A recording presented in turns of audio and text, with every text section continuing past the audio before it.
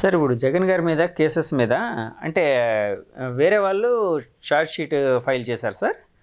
వేరే వాళ్ళు కాదు, సిబిఐలోనే మీరు కాదు, మీకు వేరే అధికారులు అంటే ఎస్పీ అంటే అందులో ఇన్వెస్టిగేషన్లో మీరేం భాగం కాలేదు. ఉంటుంది. ఇన్వెస్టిగేషన్లో వాళ్ళు చేసే ప్రతి ఒక్కటి మన దగ్గరకు వస్తుంది, మనం కామెంట్స్ ఇవ్వాలి దాని మీద.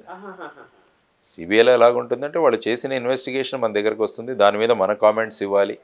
ఆ తర్వాత వాళ్ళు చేసిన ప్రతిపాదనలతో మీరు ఏకీభవిస్తున్నారా లేదా అని, ఏకీభవిస్తే ఎందుకు ఏకీభవిస్తున్నాం, ఏకీభవించకుంటే ఎందుకు ఏకీభవించడం అని ఆర్డర్ ఇచ్చి మళ్ళీ సీనియర్ ఆఫీసర్స్కి పంపించాలి. మన దగ్గర ఆగదు అది, డైరెక్టర్ గారి దగ్గర వరకు వెళ్తుంది. మధ్యలో అనేక మంది లీగల్ ఆఫీసర్స్ ఉంటారు, ఈ లా ఆఫీసర్స్ ఉంటారు. ఈ విధమైన ఒక స్ట్రక్చర్ ఉంది సిబిఐ.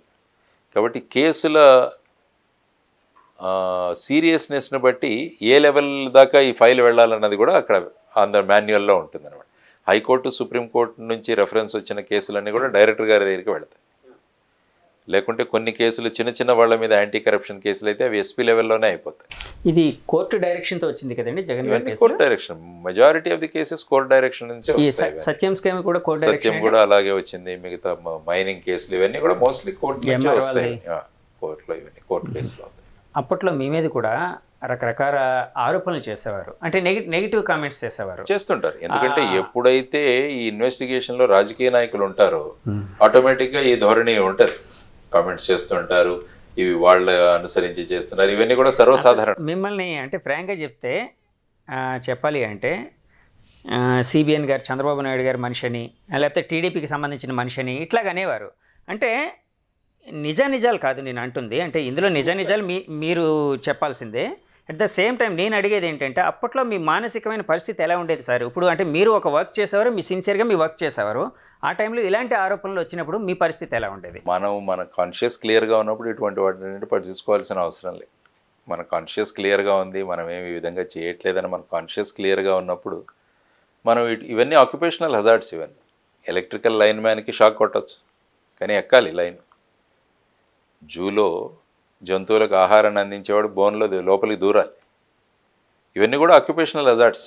కాబట్టి పొలిటికల్ కేసెస్ హైకోర్టు నుంచి సుప్రీంకోర్టు వచ్చినప్పుడు ఇటువంటివి జరుగుతుంటాయి. కాబట్టి మన కాన్షియస్కి మనం క్లియర్గా ఉన్నప్పుడు ఇటువంటి వాటి గురించి పట్టించుకోవాల్సిన అవసరం లేదు, ఇవన్నీ జరుగుతుంటాయి. కానీ ఇలాంటి ఆరోపణలన్నీ మీరు పాలిటిక్స్లోకి వచ్చిన తర్వాత ఇంకా ఎక్కువయ్యాయి. అంటే అది పాలిటిక్స్లోకి రావడం అనే దానివల్ల ఇంకా ఎక్కువయ్యాయని భావించవచ్చా సార్? అదే దానికి నేను ఎక్కడే పాలిటిక్స్లోకి రావడం అదేమి ఇట్ ఈస్ ఫ్రీ. నాకేమి పాలిటిక్స్లోకి వీళ్ళెవరు రాకూడదని ఎక్కడ నియమాలు లేవు. సో పాలిటిక్స్లోకి వచ్చాం మనం బేసిక్గా ప్రజలను చైతన్యవంతం చేయడానికి వచ్చిన విషయాలు. కాబట్టి ఎప్పుడైతే ఈ పొలిటికల్ రంగంలో ఉన్న వాళ్ళ మీద ఉన్న కేసులు అయితే ఇవన్నీ కూడా జరుగుతుంటాయి. ఇలాంటివి మామూలు సర్వసాధారణంగా జరుగుతున్న విషయాలు. మన పని మనం చేసుకొని వచ్చేసాం. ఇప్పుడు నేను ప్రజాక్షేత్రంలో ఉన్నాను, ప్రజారంగంలో చైతన్యం కలిగించే వ్యవస్థలో ఉన్నాం మనం. కాబట్టి దీన్ని మనం ముందుకు తీసుకెళ్దాం సక్రమం. సార్ మీరు ప్రజాక్షేత్రంలోకి వచ్చారు, పాలిటిక్స్లోకి వచ్చినప్పుడు మీరు అంటే మామూలుగా జనరల్గా ఎవరైనా పాలిటిక్స్ అనేది ఒక అధికారం వస్తే అంటే వాళ్ళు అనుకున్నట్టు, ఇప్పుడు ఫర్ ఎగ్జాంపుల్ మీరు వచ్చారు ఏదో చేంజ్ తీసుకొని రావాలి అనే కాన్సెప్ట్లో వచ్చారండి. అధికారం అనేది వస్తే బాగుంటుంది, ఇంకా ఎక్కువ చేయొచ్చు అనేది ఒకటి ఉంటుంది ఇంటర్నల్గా, బయటకు చెప్పైనా. అలాంటి ఆలోచన ఏమైనా దాంతోనే మీరు ఈ రంగంలోకి వచ్చారంట? నేను యాక్చువల్గా వాలంటీర్ రిటైర్మెంట్ తీసుకొని వచ్చిన తర్వాత నేను 2 రాష్ట్రాల్లో పర్యటించాను. నేను ఎక్కడ ఏ పార్టీలో జాయిన్ అవ్వలేదు. నేను అన్ని జిల్లాల్లోకి వెళ్ళి అక్కడ సమస్యలు, రైతాంగ సమస్యలు ఇవన్నీ తెలుసుకున్నాను. కానీ అల్టిమేట్గా ఏంటంటే వీటిలన్నిటికీ సొల్యూషన్ సాధించాలంటే మనకు రాజ్యాధికారం అన్నది చాలా ముఖ్యం. సో వీళ్ళ సమస్యలను మనం చిన్న మన ఎన్జిఓస్ వీళ్ళ ద్వారా మనం సాధించవచ్చు, కానీ దాని పరిమితి చాలా తక్కువగా ఉంటుంది. అదే ప్రభుత్వం అన్నది బిగ్గెస్ట్ ఎన్జిఓ అనుకుంటాను నేను. ప్రభుత్వం అన్నది ఎన్జిఓ స్ఫూర్తితో పనిచేస్తే ఈ మిగతా ఎన్జిఓలు అవసరం లేదు అసలు. సో ఆ విధంగా చేయాలంటే రాజ్యాధికారం అంటే ప్రజాస్వామ్యంలో ఎలక్షన్లు. కాబట్టి ఎలక్షన్లో మనం పార్టిసిపేట్ చేయాలి. అప్పుడు కనుక చట్టసభలకు వెళ్ళగలిగితే అక్కడ మనం చట్టాల్లో మార్పులు తీసుకురావచ్చు, కొత్త చట్టాలు తీసుకురావచ్చు, విధి విధానాల్లో మార్పులు తీసుకురావచ్చు. ఈ ఉద్దేశంతో రావడం జరిగింది. అట్ ది సేమ్ టైం చైతన్యవంతమైన సమాజాన్ని కూడా తయారు చేయాల్సిన అవసరం ఉంది. కాబట్టి ఆ ధోరణిలో దీంట్లోకి రావడం. అంటే అధికారమే పరమావధి అనేది లేదండి మీ దృష్టిలో, లేదా పాలిటిక్స్లోకి వెళ్ళినప్పుడు? ఖచ్చితంగా అధికారం ఉంటే ఇంకా ఎక్కువ చేయగలం, దెర్ ఇస్ నో డౌట్. ఇప్పుడు కూడా మనం చైతన్యవంతం చేస్తాం, కానీ అల్టిమేట్గా అక్కడ శాసనసభల్లోనూ చట్టసభల్లో కూర్చుంటే దాని ప్రభావం వల్ల ప్రజలు బాగుపడతారన్నది ముఖ్యమైన అంశం. కాబట్టి ఎప్పుడైనా రాజకీయాల్లో వచ్చిన వాళ్ళు ఎవరైనా కూడా శాసనసభల్లో కానీ అక్కడ లోక్సభలో కానీ పార్లమెంట్లో కానీ ప్రవేశించాలని అనుకుంటారు. కాబట్టి ఇక్కడ ప్రవేశించిన వాళ్ళు మినిస్టర్లు కావాలని, మినిస్టర్లు అయిన వాళ్ళు ముఖ్యమంత్రి కావాలని, ఇవన్నీ కూడా ఇది కూడా పొలిటికల్ హైరార్కీలో ఉన్నదే. సో ఆ విధంగా ఉంటేనే మనం ఏదైనా ప్రభావం చూపించగలం.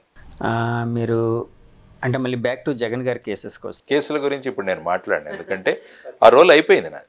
ఇప్పుడు మీరు ఏమైనా అడగాలంటే ప్రస్తుతం సిబిఐ వాళ్ళని అడగాలి, ఎందుకంటే అది ప్రొఫెషనల్ కూడా ఇట్ ఈస్ నాట్ కరెక్ట్. కేసులు నేను ఇంతకుముందు చెప్పినవి ఓవరాల్ విషయాలు చెప్పాను, కానీ కేసులకు వెళ్ళి వాటి డీటెయిల్స్ చెప్పడం అది ప్రొఫెషనల్ కూడా ఇట్ ఈస్ నాట్ కరెక్ట్.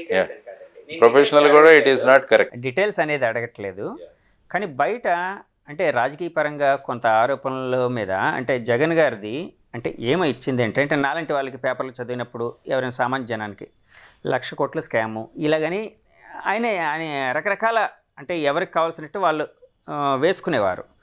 అందులో నిజం ఎంత అనేది మా ఎవరికి తెలియదు, సామాన్య జనానికి తెలియదు.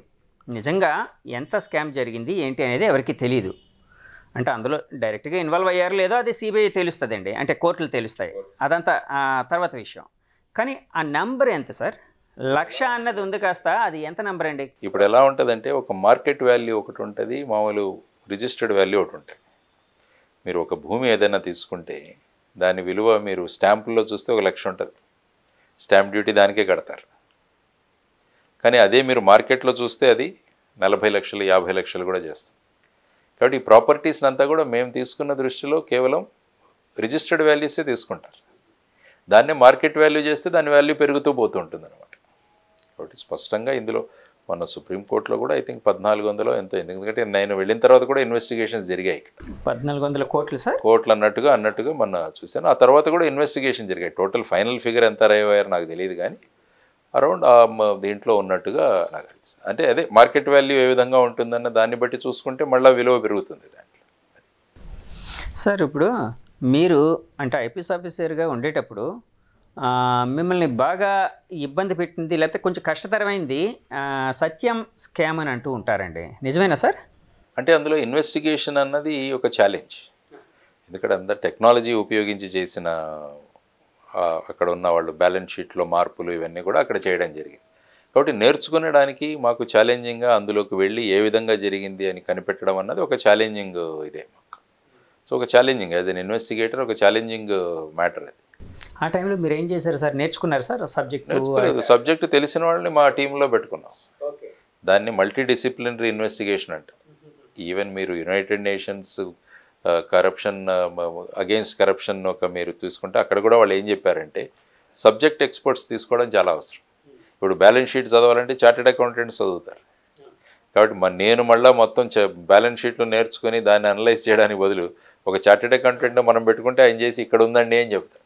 కాబట్టి ఇటువంటి మల్టీ డిసిప్లినరీ ఇన్వెస్టిగేషన్ టీమ్స్ అన్ని చోట్ల ఏర్పాటు చేయాలి.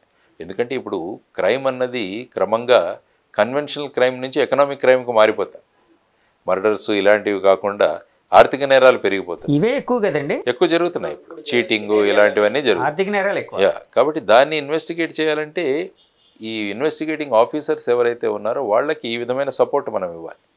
ఇచ్చినప్పుడు ఏమంటే వాళ్ళు సరిగా అర్థం చేసుకుని దాన్ని ఇన్వెస్టిగేట్ చేయగలరు. కాబట్టి మీరు అన్నట్టు ఆ మల్టీ డిసిప్లినరీ ఇన్వెస్టిగేషన్స్ అన్నది చాలా ముఖ్యం.